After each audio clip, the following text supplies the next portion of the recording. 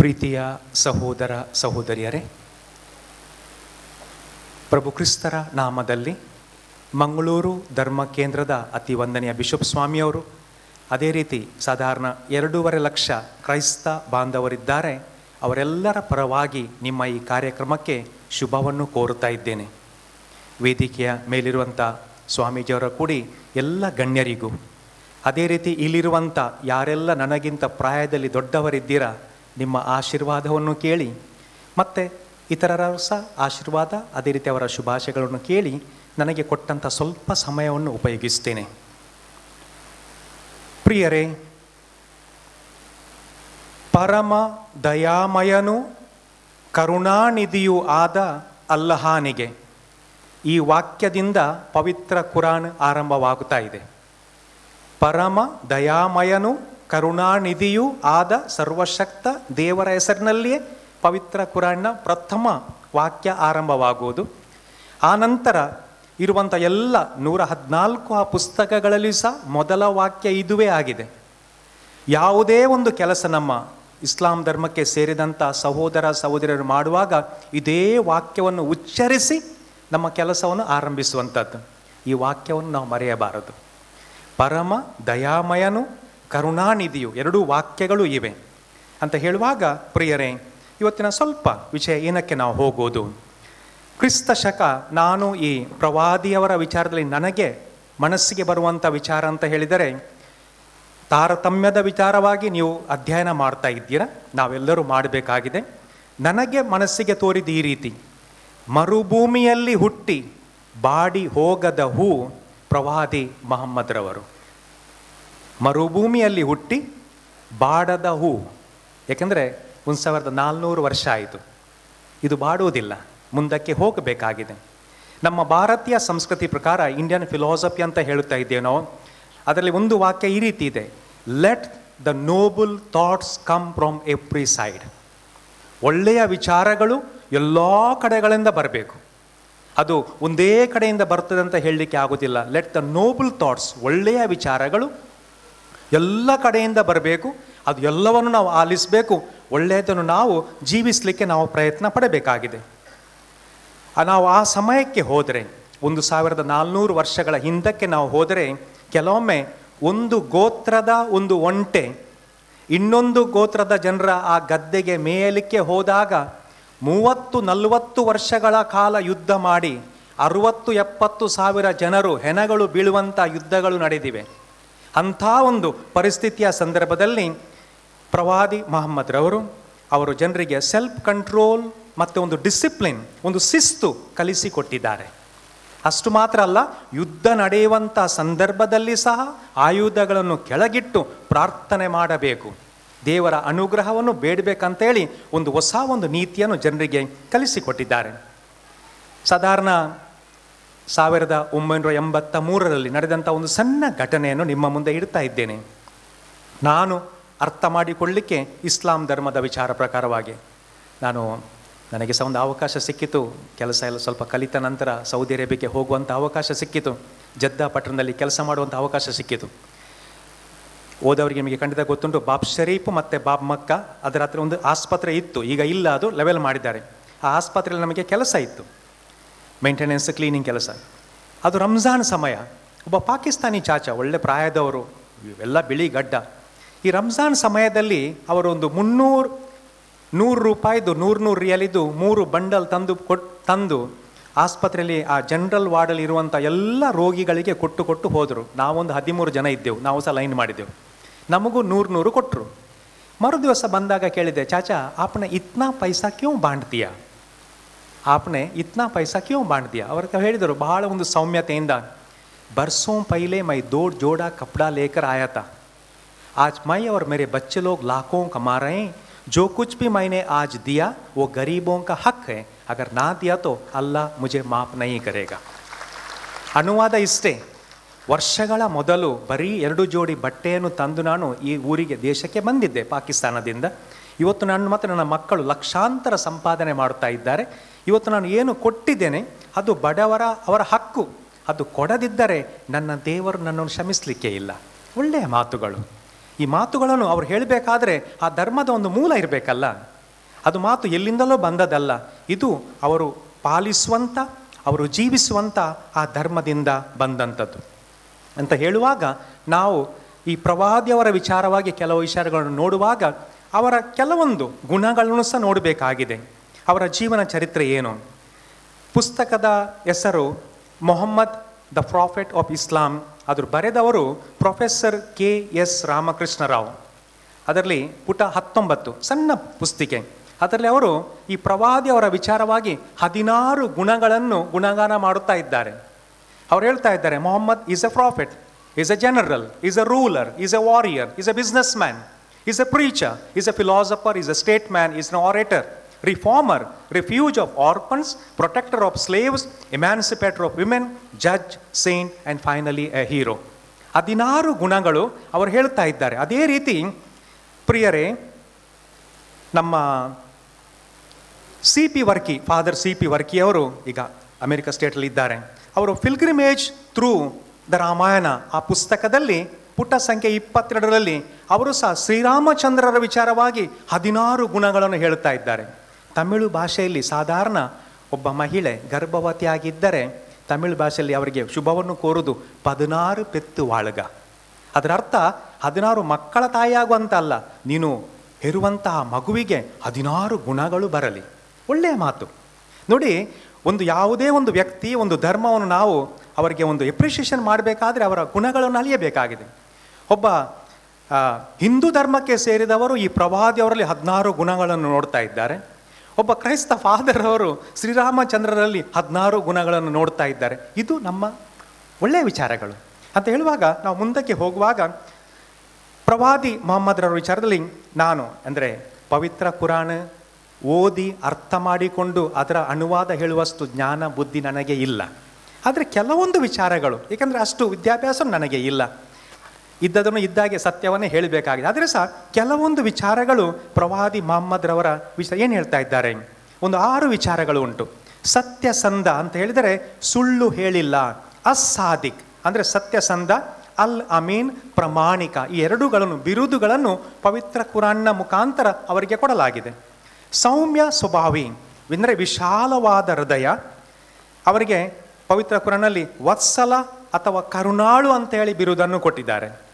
ದಾನಶೀಲತೆ, ಏಕೆಂದರೆ ಅದು ಯಾಕೆ ಸೌಮ್ಯ ಸ್ವಭಾವಿ, ಅವರ ನಾವು ಜೀವನ ಚರಿತ್ರೆಯನ್ನು ಓದಿದರೆ ತಾಯಿಪ್ ಪಟ್ಟಣದಲ್ಲಿ ಅವರಿಗೆ ಕಲ್ಲು ಹೊಡೆದಾಗಲೂ ಸಹ, ಮಕ್ಕಾ ಪಟ್ಟಣದಲ್ಲಿ ಅವರಿಗೆ ಹೀಯಾಳಿಸಿದಾಗ ಸಹ, ಇನ್ಸಲ್ಟ್ ಮಾಡಿದಾಗ ಸಹ ಇವರು ಏನೊಂದು ಉತ್ತರ ಕೊಡಲಿಲ್ಲ. ಆ ಸ್ವಭಾವ ನಮಗೆ ಸಹ ಬಂದರೆ ಬಹಳ ಒಳ್ಳೆಯದು, ಬರಬೇಕು, ಪ್ರಯತ್ನ ಪಡಬೇಕಾಗ್ತದೆ. ದಾನಶೀಲತೆ, ಅವರ ವಿಚಾರ ಏನು ಹೇಳುತ್ತಾ ಇದೆ ಪವಿತ್ರ ಗ್ರಂಥಗಳು. ವ್ಯಾಪಾರ ಮಾಡಿದರು, ಶ್ರೀಮಂತ ಮಹಿಳೆಯ ವಿವಾಹ ಆದರು, ನಿಧನದ ವೇಳೆ ಯಾವುದೇ ಸಂಪತ್ತು ಇಲ್ಲ, ಹಣ ಇಲ್ಲ, ಕೆಲವೇ ದಿರಾಮ್ಸ್ ಮಾತ್ರ ಇದ್ದರು. ಅವರ ಮರಣವಾದ ದಿನ ಅವರ ಪತ್ನಿ ಆಯಿಷರವರು ನೆರೆಮನೆಯಿಂದ ಎಣ್ಣೆ ಸ್ವಲ್ಪ ಸಾಲ ತಂದು ಬತ್ತಿಯನ್ನು ಉರಿಸಿದ್ದಾರೆ. ಏನೂ ಇಲ್ಲ. ಅವರ ಜಗತ್ತಿನ ಮೋಹಕ್ಕೆ ಅವರು ಬಲಿಯಾಗಲಿಲ್ಲ. ಈ ವಿಚಾರಗಳು ಮಹಾನ್ ದೇವಾರ್ಥಕ ಸೃಷ್ಟಿಕರ್ತರ ಹುಡುಕಾಟದಲ್ಲಿ ಸರಳತೆ ಮತ್ತು ಸದಾ ಪರಲೋಕದ ಚಿಂತನೆ. ನಾನು ಮರದ ನೆರಳಲ್ಲಿ ಮಲಗಿ ಮರವನ್ನು ನೆರಳನ್ನು ಬಿಟ್ಟು ಹೋಗುವವ, ಅದು ಅವರ ಮಾತುಗಳು. ನಾವು ಬರೀ ಮರದ ನೆರಳಲ್ಲಿ ಮಲಗುವವರು ಮಾತ್ರ, ನೆರಳನ್ನು ಸಹ ಬಿಡುವುದು, ಆ ಮರವನ್ನು ಬಿಡುವುದು, ಅದು ಕೊಂಡು ಹೋಗಲಿಕ್ಕೆ ಆಗೋದಿಲ್ಲ, ಅದು ಅಲ್ಲಿಯೇ ಇರ್ತದೆ, ಇನ್ನೊಬ್ಬರು ಬಂದು ಮಲಗುತ್ತಾರೆ. ವ್ಯವಹಾರದ ವಿಚಾರದಲ್ಲಿ ಹೇಳುವಾಗ ಅವರ ನೇರ ಮಾತು. ಅವರ ವಿರೋಧಿಗಳು ಸಹ ಅವರ ಸೊತ್ತನ್ನು ಇವರ ಹತ್ರ ಕೊಟ್ಟು ಹೋಗ್ತಿದ್ದಾರಂತೆ, ನೀವಲ್ಲಿ ನೋಡಿಕೊಳ್ಳಿ ಅಂತಂದರೆ ಕೊಟ್ಟ ವಸ್ತು ವಾಪಸ್ ಕೊಡ್ತಾರೆ, ಅವರು ಇಟ್ಟುಕೊಳ್ಳೋದಿಲ್ಲ. ಇಂಥ ವಿಚಾರ ನೋಡುವಾಗ ಅವರ ಸಂದೇಶ ಮಹಾನ್ ಸಂದೇಶ ಅಂದರೆ ಸಮಾನತೆ. ಎಲ್ಲರೂ ಆದಮ್ ಹವ್ವಳ ಸಂತತಿ. ಅಲ್ ಬಕ್ರ 2ನೇ ಪುಸ್ತಕದಲ್ಲಿ ಆದಮ್ ಅವರ ಕುರಿತಾಗಿಯೇ ಉದ್ದಕ್ಕೆ ಹೇಳುತ್ತಾ ಹೋಗ್ತಾ ಇದ್ದಾರೆ, ಯಾವ ರೀತಿ ದೇವರು ಮನುಷ್ಯರನ್ನು ಸೃಷ್ಟಿ ಮಾಡಿದ್ದಾರೆ. ಪವಿತ್ರ ಗ್ರಂಥ ಕುರಾನ್ನಲ್ಲಿ 2ನೇ ಪುಸ್ತಕ ಎಲ್ಲ ವಿಚಾರ.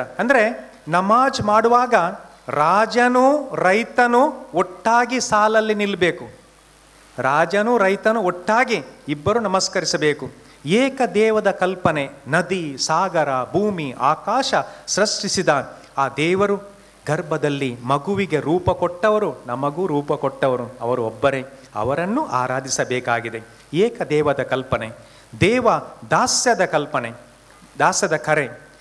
ಅಲ್-ಬಕ್ರ 2ನೇ ಪುಸ್ತಕದಲ್ಲಿ 21ನೇ ವಾಕ್ಯ, ಓ ಜನರೇ, ನಿಮ್ಮ ಪೂರ್ವ ಜನರನ್ನು ಸೃಷ್ಟಿಸಿದ ಪ್ರಭುವಿನ ಇಬಾದತ್ ಕೊರೋ, ರಕ್ಷಣೆ ಹೊಂದುವಿರಿ. ಆ ದೇವರನ್ನು ಆರಾಧಿಸಿರಿ. ಉತ್ತರದಾಯತ್ವದ ಪ್ರಶ್ನೆ ಅಂದರೆ ಪರ್ಪಸ್ ಡ್ರಿವನ್ ಲೈಫ್, ಒಂದು ಜವಾಬ್ದಾರಿ. ನಾವು ಈ ಕೆಲವೇ ದಿನಗಳಿಗೆ ನಾವು ಇರುವುದು ಅಷ್ಟೇ. ಯಾಕೆಂದರೆ ಈ ಭೂಮಿಯ ಈ ಪ್ರಾಯವನ್ನು ನೋಡಿದರೆ 4.6 ಬಿಲಿಯನ್, ಅಂದರೆ 460 ಕೋಟಿ ಆಯಿತು ಈ ಮಣ್ಣಿದ್ದು ಪ್ರಾಯ. ನಾವು ಬರೀ 60-70 ವರ್ಷ, ಹೆಚ್ಚು ಅಂದರೆ ಒಂದು 80-90 ಬದುಕುತ್ತೇವೆ. ಅದು ಏನೂ ಅಲ್ಲ, ಸ್ವಲ್ಪ ದಿವಸ ಇದ್ದು ನಾವು ಹೋಗುವವರು.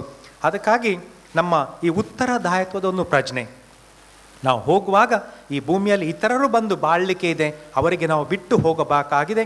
ತ್ಯಾಗದ ಮನೋಭಾವ. ಇನ್ನು ಅವರ ವಿಚಾರದಲ್ಲಿ ಕೆಲವೊಂದು ವಿಚಾರಗಳು ನಾನು ಹಲವು ಪುಸ್ತಕದಲ್ಲಿ ಓದುವಾಗ, ಏನು ಪವಿತ್ರ ಮಕ್ಕಾ ಪಟ್ಟಣ ಮತ್ತು ಮದೀನಾ ಪಟ್ಟಣದ ಅವರ ಅಧಿಪತಿಯಾದರು. ಅಷ್ಟು ಹಾಗೆ ಸಹ ಅವರ ಚಪ್ಪಲಿಗಳನ್ನು ಅವರೇ ಹೊಲಿಯುತ್ತಾ ಇದ್ದರು. ಅವರ ವಿಚಾರವಾಗಿ ಹೇಳುತ್ತಾ ಇದೆ. ಬಟ್ಟೆಯಲ್ಲಿ ಹಲವು ತೂತುಗಳು, ಒಣ ಖರ್ಜೂರ ಮತ್ತು ಸ್ವಲ್ಪ ನೀರು, ಏಕೆಂದರೆ ಅದು ಇದ್ದದ್ದು ಅಷ್ಟೇ ಅಲ್ಲಿ ಆ ಸಮಯದಲ್ಲಿ. ಪರಿಸರದ ಸಿರಿ ಸಂಪತ್ತು, ಅಂದರೆ ಬೇರೆ ಬೇರೆ ವಸ್ತುಗಳು ಇದ್ದರೆ ಸಹ ಅವರಿಗೆ ಪರಿಸರದ ಸಿರಿ ಸಂಪತ್ತು ಮೇಲೆ ಆಶೆ ಇಲ್ಲ. ಹಳೆಯ ಖರ್ಜೂರದ ಎಲೆಯ ಚಾಪೆಯ ಮೇಲೆ ಮಲಗಿದರು. ಸಾಯುವಾಗ ಕೆಲವು ನಾಣ್ಯ, ಅದರಲ್ಲಿ ಅರ್ಧ ಸಾಲಕ್ಕೆ ಹೋಯ್ತಂತ ಹೇಳಿ ಚರಿತ್ರೆ ಹೇಳುತ್ತಾ ಇದೆ. ಜನರೆಲ್ಲರಿಗೆ ಬೆಳಕು ಕೊಟ್ಟವರು, ಅವರು ಸಾಯುವಾಗ ಮನೆಯಲ್ಲಿ ಬೆಳಕು ಕೊಡಲಿಕ್ಕೆ ಒಂದು ಎಣ್ಣೆ ಉರಿಸಲಿಕ್ಕೆ ಸಹ, ಬತ್ತಿ ಉರಿಸಲಿಕ್ಕೆ ಎಣ್ಣೆ ಇಲ್ಲ. ಅಂಥ ಒಂದು ಜೀವನ. ಆದುದರಿಂದ ಅವರು ಆದರ್ಶಪ್ರಾಯರಾದರು. ಇನ್ನು ಮುಂದಕ್ಕೆ ಪ್ರಿಯರೇ, ಏನು ನಾವು ನೋಡಬೇಕಾಗಿದೆ? ಕೆಲವೊಂದು ವಿಚಾರಗಳು ನೋಡುವಾಗ ನಮಗೆ ಇವತ್ತು ಅವರು ಪ್ರೇರಣೆ ಆಗಬೇಕಾಗಿದೆ. ಓದಿದಂಥ ಮಾತು ಈ ರೀತಿ ಉಂಟು, if your religion teaches you to hate someone, you need a new religion. ಒಂದು ವೇಳೆ ನನ್ನ ಮತ್ತು ನಿಮ್ಮ ಧರ್ಮ ಇನ್ನೊಬ್ಬನನ್ನು ದ್ವೇಷಿಸಲಿಕ್ಕೆ ಹೇಳುತ್ತದೆ ಆದರೆ ನಮಗೆ ಒಂದು ಹೊಸ ಧರ್ಮದ ಅಗತ್ಯ ಇದೆ. ನನ್ನ ಆ ಧರ್ಮ ಸಾಕಾಗುವುದಿಲ್ಲ, ಹೊಸತ್ತೇನಾದರೂ ಒಂದು ಬೇಕಾಗಿದೆ. ಇದು ನಾವು ಮನಸ್ಸಿನಲ್ಲಿ ಇಡಬೇಕಾಗಿದೆ ಪ್ರಿಯರೇ. ಕೆಲವು ಅಂದರೆ ಈಗ ಸಾಧಾರಣ, ಈಗ ಒಂದು ಮಾರ್ಗದಲ್ಲಿ ಒಂದು ಸಣ್ಣ ಆಕ್ಸಿಡೆಂಟ್ ಆದರೆ ಸಹ 4 ಜನ ಸೇರ್ತಾರೆ. ಫಸ್ಟಿಗೆ ಕೇಳುವುದೇನೆಂದರೆ, ಅವು ಏರವು ಜನ, ಎಂಕಲ್ನನ್ನ ಅಕ್ಕಲ್ನನ್ನ. ನೋಡಿ, ಇದು ಬೇಸರದ ವಿಚಾರ. ಇದು ಪೆಟ್ಟಾಗಿದೆ, ಅವನಿಗೇನಾದ್ರೂ ಅದು ಅಲ್ಲ, ಅದು ಆದವ ನಮ್ಮವನ, ಅವ ಬೇರೆಯವನ. ಅವು ಎಂಕಲ್ನ ಜನನ ಬ್ಯಾತೆ ಅಕ್ಕಲ್ನ ಜನನ, ಎಂಕಲ್ನ ಆಡಲ್ಲ ಮಲ್ಪುಗ ಬ್ಯಾತೆನ ಬಿಡ್ದು ಬೈ. ಆ ರೀತಿ ಒಂದು ಚಿಂತನೆ ಬಂದಿದೆ. ಇದು ಆಗಬಾರದು ಪ್ರಿಯರೇ, ಬೇಸರದು. ಕೆಲವು 1-2 ವರ್ಷ ಆಯಿತು, ಕನ್ನಡ ಪೇಪರ್ನಲ್ಲಿ ಒಂದು ಸಣ್ಣ ಒಂದು ಬ್ಲಾಕ್, ಒಬ್ಬರು ಹಜ್ ಯಾತ್ರೆಗೆ, ಪವಿತ್ರ ಹಜ್ ಯಾತ್ರೆಗೆ ಹೋಗ್ತಾ ಇದ್ದಾರೆ. ಹೋಗುವಾಗ ಅವರು ಕೊಟ್ಟಂಥ ಒಂದು ಬ್ಲಾಕ್ ನನಗೆ ಭಾಳ ಒಂದು ಪ್ರೇರಣೆ ಸಿಕ್ಕಿತು. ಅವರು ಬರೆದ ಕನ್ನಡದ ಮಾತು ಇಷ್ಟೇ, ನಾನು ಪವಿತ್ರ ಹಜ್ ಯಾತ್ರೆಗೆ ಹೋಗ್ತಾ ಇದ್ದೇನೆ. ನಾನು ಯಾರನ್ನಾದರೂ ನೋವಿಸಿದ್ದಲ್ಲಿ ನನಗೆ ನಿಮ್ಮಲ್ಲಿ ಬಂದು ಕ್ಷಮೆಯನ್ನು ಬೇಡಲಿಕ್ಕೆ ನನ್ನ ಸಮಯ ಇಲ್ಲ. ನನಗೆ ಯಾರಂತ ಸಹ ಗೊತ್ತಿಲ್ಲ. ಇದು ನೀವು ಓದುವಾಗ ನೀವು ಎಲ್ಲಿ ಇದ್ದೀರಾ ನನ್ನನ್ನು ಕ್ಷಮಿಸಿ. ನೋವಿಸಿದ್ದಲ್ಲಿ ನೀವು ಕ್ಷಮಿಸಿ ಬಿಡಿ. ಒಂದು ವೇಳೆ ನಾನು ಯಾರಿಗಾದರೂ ಏನಾದರೂ ಹಣ ಎಲ್ಲ ಕೊಡಲಿಕ್ಕೆ ಬಾಕಿ ಇದ್ದರೆ ನನ್ನ ಟೆಲಿಫೋನ್ ನಂಬರ್ ಕೊಡುತ್ತಾ ಇದ್ದೇನೆ, ಇದಕ್ಕೆ ನೀವು ಟೆಲಿಫೋನ್ ಮಾಡಿ, ವಾಪಸ್ ಬಂದಾಗ ಹಿಂತಿರುಗಿ ಕೊಡ್ತೇನೆ. ಏನೋ ಒಂದು ವಿಚಾರ ಅಲ್ವಾ? ಈ ವಿಚಾರಗಳು ನಮ್ಮಲ್ಲಿ ಇರಬೇಕಾಗ್ತದೆ, ಏಕೆಂದರೆ ಇದು ಧರ್ಮದಿಂದ ಬಂದದ್ದು, ಇದು ಆಗಬೇಕಾಗಿದೆ. ಆದರೆ ಕೆಲವೊಮ್ಮೆ ವಿಚಾರ ಬೇರೆ ಆಗ್ತಾ ಇದೆ. ಹಿಂದಿಯಲ್ಲಿ ಹೇಳ್ತಾರಲ್ವಾ, ಸೌ ಚೂವಾ ಕಾಕೆ ಬಿಲ್ಲಿ ಹಚ್ಪೆ ಚಲಿಗೈ. 10 ಜನರನ್ನು 10 ಜನನ ಮುರ್ಕದ್ ಉಂಜನ ತೀರ್ಥಯಾತ್ರೆಗೆ ಪೋಪ್ನೆಲ್ಲ ಉಪ್ಪುಣವರವರ ಆಗಬಾರದು. ಪ್ರವಾದಿಯವರ ನಮಗೆ ಪ್ರೇರಣೆ ಅಂತ ಹೇಳುವಾಗ ನಾವು ಸತ್ಯಸಂಧ ನೀತಿಯಲ್ಲಿ ನಾವು ಹೋಗಬೇಕಾಗಿದೆ. ಇದು ಆಗಬೇಕು ಪ್ರಿಯರೇ. ಮುಂದಕ್ಕೆ ಕೆಲವೊಂದು ಮಾತುಗಳು ಹೇಳುತ್ತಾ ಇದ್ದಾರೆ. ಎಲ್ಲ ಮನೆಗಳಲ್ಲಿ ಮಕ್ಕಳು ಹುಟ್ಟುತ್ತಾರಂತೆ, ಎಲ್ಲ ಮನೆಗಳಲ್ಲಿ. ಆದರೆ ಮನುಷ್ಯರ ಮಕ್ಕಳು ಕೆಲವೇ ಮನೆಗಳಲ್ಲಿ ಹುಟ್ಟುವುದು. बच्चे हर घर में फायदा होते हैं, मगर इंसान के बच्चे कुछ ही घरों में फायदा होते हैं. ಯಾಕೆ ಹೇಳ್ತಾ ಇದ್ದಾರೆ ಅಂತ ಹೇಳಿದ್ರೆ, जब इंसानियत भूल जाता है तो हैवान बन जाता है.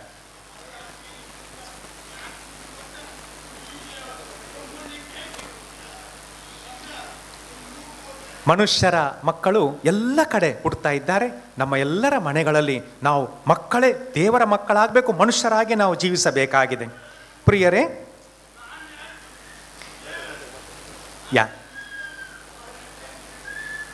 ಒಂದೆರಡು ವಿಚಾರಗಳು ನಾವು ಈ ಸಮಾಜದಲ್ಲಿ ನಾವು ಜೀವಿಸುವಾಗ ಕೆಲವೇ ಸಮಯದ ಮೊದಲು ನಡೆದಂಥ ಒಂದು ಮಾತು. ಎಸ್, ಕೆಲವೇ ಎರಡು ವರ್ಷ ಆಗಿರಬಹುದು. ಅಫ್ಘಾನ್ ದೇಶದ ಮಿಸ್ಟರ್ ಅಬ್ದುಲ್ ರಹೀಮ್, ಮಿಲಿಟರಿಯಲ್ಲಿ ಕ್ಯಾಪ್ಟನ್, ಅವರ 2 ಕೈಗಳು ಹೋಯಿತು ಅಲ್ವಾ? 2 ಕೈ, ನೀವು ಪೇಪರಲ್ಲಿ ಓದಿರಬಹುದು, ಯೂಟ್ಯೂಬಲ್ಲಿ ನೋಡಿದರೆ ತುಂಬ ವಿಚಾರಗಳು ಉಂಟು, ಎಲ್ಲವನ್ನು ಕೊಟ್ಟಿದ್ದಾರೆ. ಅಫ್ಘಾನ್ ದೇಶದ ಮಿಲಿಟರಿ ಕ್ಯಾಪ್ಟನ್ ಮಿಸ್ಟರ್ ಅಬ್ದುಲ್ ರಹೀಮ್ರವರ ಬಾಂಬ್ ಮೈನ್ಸನ್ನು ಡಿಫ್ಯೂಸ್ ಮಾಡುವಾಗ 2 ಕೈಗಳು ಹೋದವು. ಅವರಿಗೆ ಕೈಗಳನ್ನು ಕೊಟ್ಟವರು ಬ್ರೈನ್ ಡ್ಯಾಮೇಜ್ ಆದಂಥ ಮಿಸ್ಟರ್ ಜಾರ್ಜ್, ಅವರಿಗೆ ಜೋಸೆಫ್ ಅಂತ ಇನ್ನೊಂದು ಹೆಸರು ಉಂಟು, ಕೇರಳದ ಎರ್ನಾಕುಳಂ ಸೈಡ್ನವರು. ಅವರಿಗೆ ಆಪರೇಷನ್ ಮಾಡಿದವರು ಡಾಕ್ಟರ್ ಸುಬ್ರಹ್ಮಣ್ಯಂ ಅಯ್ಯರ್. ನೋಡಿ, ಮನುಷ್ಯರು ನಾವು ಕಡೆಗೆ ಹೋಗುವಾಗ ಎಲ್ಲ ಒಂದು ಕಡೆನೇ ಬಂದು ಸೇರುವಂಥದ್ದು. ಮುಸ್ಲಿಂ ಕಮಾಂಡರ್ರವರ ಒಂದು ಕೈ ಹೋಗಿದೆ, 2 ಕೈ ಹೋಗಿದೆ. ಕೈ ಕೊಟ್ಟವರು ಕ್ರಿಶ್ಚಿಯನ್, ಅದನ್ನು ಪ್ಲಾಸ್ಟಿಕ್ ಸರ್ಜರಿ ಮಾಡಿ ರಿಪೇರಿ ಮಾಡಿದವರು ಒಬ್ಬರು ಹಿಂದೂ ಡಾಕ್ಟರ್. ದೇವರ ವಿಚಾರ ಇದು. ಏಕೆಂದರೆ ಆ ಮನುಷ್ಯನಿಗೆ ಬೇರೆ ಯಾವುದೇ ಪ್ರಾಣಿಯ ಕೈ ಕಾಲು ಸೆಟ್ ಆಗುವುದಿಲ್ಲ. ಇವತ್ತು ಪಂಜಾಬಿನಲ್ಲಿ ಒಂದು ಕೋಣದ ಬೆಲೆ, ಅದನ್ನು ಆಕ್ಷನ್ ಮಾಡಿದಾಗ ಅವ್ರು ತಂದಾಗ ಮಾರ್ಕೆಟ್ನಲ್ಲಿ 9.5 ಕೋಟಿ ಅಂತೆ. ಅವರು ಕೊಡಲಿಲ್ಲ. 9.5 crores. ಇದು ಕತೆ ಅಲ್ಲ, ಅವರು ಕೊಡುವುದಿಲ್ಲ ಅದನ್ನು. 1600 ಕಿಲೋ ಭಾರ ಉಂಟಂತೆ, 12 ಫೀಟ್ ಉದ್ದ ಉಂಟು, ವಿಶೇಷ ತಳಿದ್ದು, ಮುರಾ ಜಾತಿಯದ್ದು. ಅವರು ಕೊಡಲಿಲ್ಲ. ಆದರೆ ಸಹ ಆ ಮಾಲೀಕರಿಗೆ ನಾಳೆ ಏನಾದರೂ ಒಂದು ರೋಗ ಬಂತು, ಆ ಕೋಣದ ರಕ್ತ ಕೊಡಲಿಕ್ಕೆ ಆಗೋದಿಲ್ಲ, ಮನುಷ್ಯನ ರಕ್ತವನ್ನೇ ಕೊಡಬೇಕಾಗಿದೆ. ಅದು ನಾವು ಅರ್ಥ ಮಾಡಿಕೊಂಡಾಗ ಮನುಷ್ಯರಿಗೆ ಗೌರವ ಕೊಡಲಿಕ್ಕೆ ನಮಗೆ ತುಂಬ ಸಹಕಾರಿಯಾಗ್ತಾ ಇದೆ. ಧರ್ಮ ಮಜಹಬ್ ವ ಜಾತಿ ಕಾ ನಶಾ ವಹೀ ಉತರ ಜಾತಾ ಹೈ ಜಬ್ ಆಸ್ಪತಾಲ್ ಮೇ ಕೂನ್ ಕಿ ಜರೂರತ್ ಪಡ್ತಿ ಹೈ.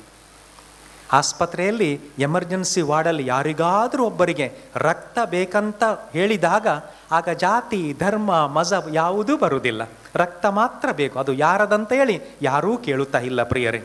ಅಂತ ಹೇಳುವಾಗ ಧರ್ಮದ ವಿಚಾರದಲ್ಲಿ ನಾವು ಮಾತನಾಡ್ತಾ ಇದ್ದೇವೆ. ಧರ್ಮ, ರಿಲಿಜನ್ ಅಂತ ಹೇಳಿದರೆ ರೇ ಲಿಗಾರೆ ಆರ್ ರೇ ರೆಫಾರೆ, ನಾವು ಅದಕ್ಕೆ ರೂಟಿಗೆ ಹೋದರೆ ಅಂತ ಹೇಳಿದರೆ ರಿಲೇಷನ್ಶಿಪ್. ನಮ್ಮ ಧರ್ಮದ ಅರ್ಥನೇ ರಿಲಿಜನ್ ಅಂತ ಹೇಳಿದರೆ ರಿಲೇಷನ್ಶಿಪ್. ಕ್ರಾಂತಿವೀರ್ ಮೂವಿಯಲ್ಲಿ ಒಂದು ಡಯಲಾಗ್ ಉಂಟು, ಖಾನೆ ಕಾ ದಾನ ಪೀನೆ ಕಾ ಪಾನಿ ಲೇನೆ ಕಾ ಹವಾ ಏಕಿ ಹೈ, ಹಮಾರೆ ಜೋ ನಸ್ ನಸ್ ಮೇ ಜೋ ಜಾತಾ ಹೈ ಕೂನ್ ಭಿ ತೋ ಏಕಿ ಹೈ, ಜೋ ಬನಾನೆ ವಾಲೆ ನೆ ಅಗರ್ ಫರಕ್ ನಹೀ ಕಿಯಾ ತೋ ಹಮ್ ಕೌನ್ ಹೋತೆ ಹೈ ಫರಕ್ ಕರ್ನೆ ವಾಲೆ. ನಾವು ತಿನ್ನುವಂಥ ಧಾನ್ಯ, ಕುಡಿಯುವಂಥ ನೀರು, ಸೇವಿಸುವ ಗಾಳಿ, ನಮ್ಮ ದೇಹದಲ್ಲಿ ಹೋಗುವಂಥ ರಕ್ತ ಎಲ್ಲವೂ ಒಂದೇ. ಅದನ್ನು ಮಾಡಿದವರು ವ್ಯತ್ಯಾಸ ಮಾಡಲಿಲ್ಲ, ನಾವು ಯಾಕೆ ವ್ಯತ್ಯಾಸ ಮಾಡಬೇಕು? ಮಾಡಬಾರದು. ಪ್ರವಾದಿಯವರು ಇದನ್ನೇ ಹೇಳುತ್ತಾ ಇದ್ದಾರೆ. ಎಲ್ಲ ಧರ್ಮದ ಮೂಲ ಸಾರ ಇದನ್ನೇ ಹೇಳುತ್ತಾ ಇದೆ. ಮುಗಿಸ್ತಕ್ಕಿಂತ ಮೊದಲು ಪ್ರಿಯರೇ, ಏನು ಒಂದು 3 ವಿಚಾರಗಳು.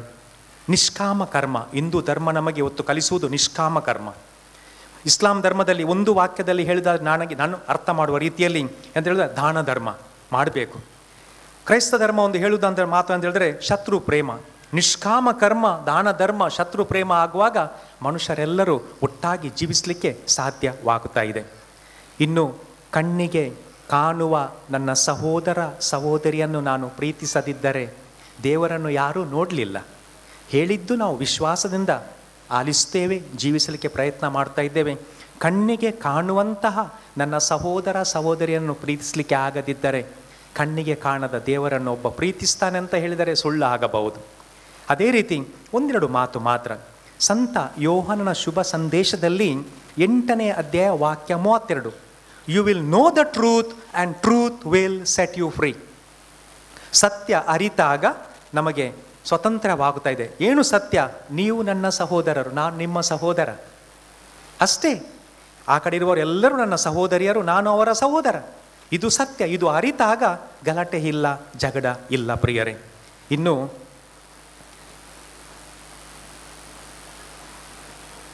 ಎಸ್, ಇವತ್ತು ಸಹ ಶೋಷಣೆ ಇದೆ. ಆ ಕಾಲ ಅವರು ಬಹಳ ಕೆಲವೇ ಮಾತುಗಳಲ್ಲಿ ಹೇಳಿದರು ಆ ಕಾಲದ ಪರಿಸ್ಥಿತಿಯನ್ನು. ಆ ಪರಿಸ್ಥಿತಿ ಇವತ್ತು ಸಹ ಇದೆ. ಶೋಷಣೆ ಇದೆ, ಕಷ್ಟ ಇದೆ, ಜಗಳ ಇದೆ, ಮತ್ಸರ ಇದೆ, ಎಲ್ಲವೂ ಇದೆ. ಏನು 15 ವರ್ಷಗಳಿಂದ ಈ ಒಂದು ಅಭಿಯಾನವನ್ನು ಮಾಡ್ತಾ ಇದ್ದೀರಾ. ಇದು ನಿಲ್ಲಬಾರದು. ಏಕೆಂದರೆ ನಾನು ಅರ್ಥ ಮಾಡಿದ ಪ್ರಕಾರ ಪವಿತ್ರ ಕುರಾನ್ನಲ್ಲಿ 16ನೇ ಅಧ್ಯಾಯ 90ನೇ ವಾಕ್ಯ, ನಾನು ಉಚ್ಚಾರ ಸರಿಯಾಗಲಿಕ್ಕಿಲ್ಲ, ಅನ್ಹಲ್ ಅಂತ ಕಾಣ್ತಾ ಇದೆ ಅರ್ಥ ಮಾಡುವಾಗ. ಅದರಲ್ಲಿ ಒಟ್ಟು 7 ಮಾತುಗಳನ್ನು ಹೇಳಿದ್ದಾರೆ.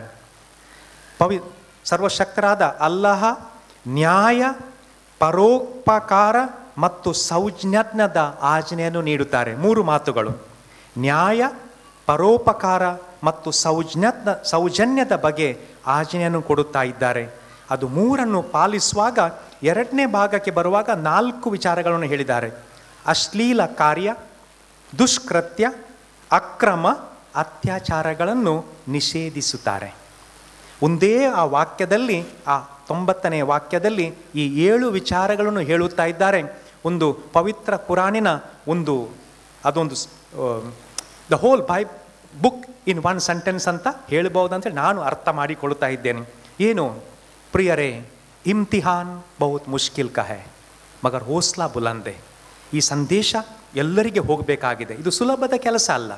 ಇದು ನನಗೆ ನಿರಂತರ ಪ್ರಯತ್ನ. 15 ವರ್ಷಗಳಿಂದ ಮಾಡುತ್ತಾ ಬಂದಿರಾ, ಸ್ವಲ್ಪ ಏನಾದರೂ ನೀವು ಮಾಡಿದ್ದೀರಾ, ಇದು ನಿಲ್ಲಬಾರದು ಅಂತ ಹೇಳುವಾಗ ಮಂಜಿಲೆ ಮಿಲೆ ಯಾ ನಾ ಮಿಲೆ वो तो मुकद्दर, वो तकदीर की बात है, मगर अगर कोई कोशिश ही ना करे वो गलत बात है. ನಾವು ಪ್ರತಿಯೊಬ್ಬರು ಪ್ರಯತ್ನ ಮಾಡಬೇಕು. ಪ್ರವಾದಿಯವರ ಸಂದೇಶ, ಎಲ್ಲ ಧರ್ಮಗಳ ಆ ಮೂಲ ಸಂದೇಶವನ್ನು ಇತರರಿಗೆ ನಾವು ಕೊಡಲಿಕ್ಕೆ ಪ್ರಯತ್ನ ಮಾಡಬೇಕು. ನಮಗೆ ಯಶಸ್ಸು ಸಿಗಬಹುದು, ಸಿಗುವುದಿಲ್ಲ, ಅದು ನಮಗೆ ಗೊತ್ತಿಲ್ಲ, ಅದು ಅವರು ಕೊಡುವಂಥದ್ದು. ಆದರೆ ಪ್ರಯತ್ನವೇ ಮಾಡದಿದ್ದರೆ ಅದು ತಪ್ಪಾಗ್ತಾ ಇದೆ. ಅಗರ್ ಕೊಯ್ ಕೋಶಿಶಿ ನಾ ಕರೆ ಓ ಗಲತ್ ಬಾತೆ. ಅದಕ್ಕಾಗಿ ನಾನು ಎಲ್ಲರಿಗೂ ಶುಭವನ್ನು ಕೋರ್ತಾ ಇದ್ದೇನೆ. ನಮ್ಮ ಪ್ರಯತ್ನ ನಿರಂತರವಾಗಿ ಮಾಡೋಣ. ಆ ಹೇಳಿದಂಥ ಸಂದೇಶ ಜೀವಿಸಲು, ಪಾಲಿಸಲು, ಇತರರಿಗೆ ಬೋಧಿಸಲು ಆ ದೇವರೇ ನಮಗೆ ಶಕ್ತಿಯನ್ನು ಕೊಡಲಿ ಅಂತ ಹೇಳ್ತಾ ಇದ್ದೇನೆ. ಒಂದು ವೇಳೆ ನಾವು ಇದು ಮಾಡದಿದ್ದರೆ ಏನಾಗ್ತದೆ? ಮದರ್ ತೆರೆಸರವರ ಒಂದು ಮಾತು, ಅಲ್ಲಿಗೆ ಮುಗಿಸ್ತೇನೆ. ಅವರು ಹೇಳ್ತಾ ಇದ್ದಾರೆ, ನಾನು ಮಾಡಿದ ಎಲ್ಲ ಕೆಲಸಗಳು, ಮದರ್ ತೆರೆಸ ಅವರು ಹೇಳುವಂಥ ಮಾತು, ನಾನು ಮಾಡಿದ ಎಲ್ಲ ಕೆಲಸ ಸಾಗರದಲ್ಲಿ ಒಂದು ಹನಿ ನೀರು ಇದ್ದಾಗೆ.